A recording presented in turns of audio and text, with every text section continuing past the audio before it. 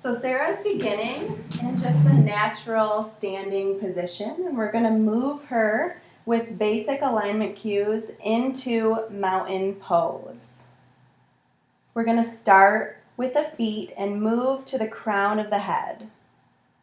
So Sarah, spread the toes, allowing for more stability and grounding, as well as bringing the feet to a more natural state before shoes and socks squish them all together. Root through your feet, feeling all four corners. Tuck the tailbone enough to align the spine, but not too much so that the spine becomes rounded. Engage your core. Keep ankles, knees, and hips in line, and hands, elbows, and shoulders in line. Relax the shoulders down, away from the ears, and bring the shoulder blades back, allowing the chest to be more open and lifted. Spread your fingers, keeping the energy in your fingers alive and active.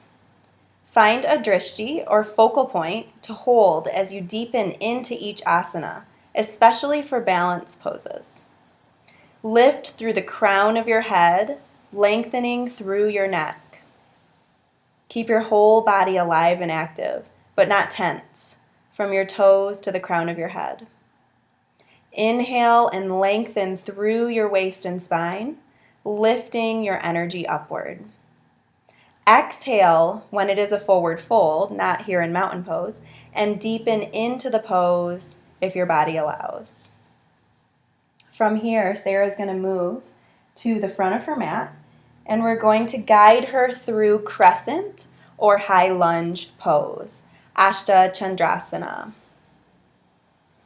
So Sarah is going to begin in runner's lunge with the back heel lifted, bending into the hips until the front knee is right over the ankle. She's going to take her hands to her hips and tilt them slightly forward, coming to a neutral spine. She's going to drive through the back heel, activating her back leg, and then lift her arms to the sky with the palms facing each other. This is Crescent Pose.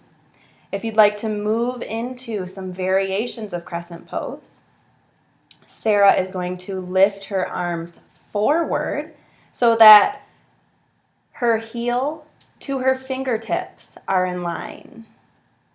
And she's going to lower her fingertips down to the mat in runner's lunge, also called half split.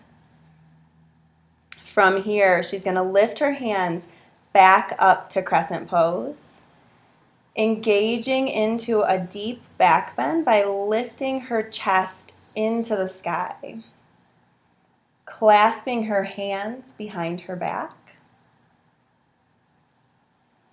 breathing here. From here, she's going to show you reverse prayer.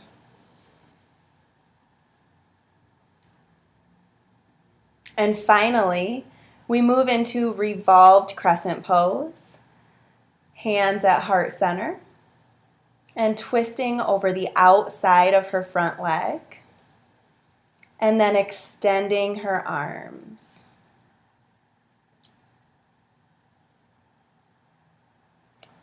Release the hands back down to runner's lunge. Step back to the front of your mat. We're going to shake out that leg. She needs a little break here.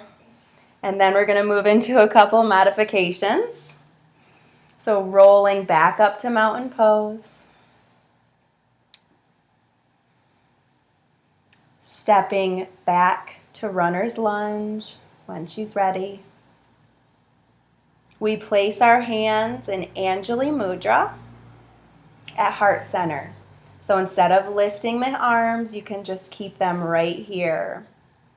Another modification is placing your hands on the blocks in front of you or on a chair.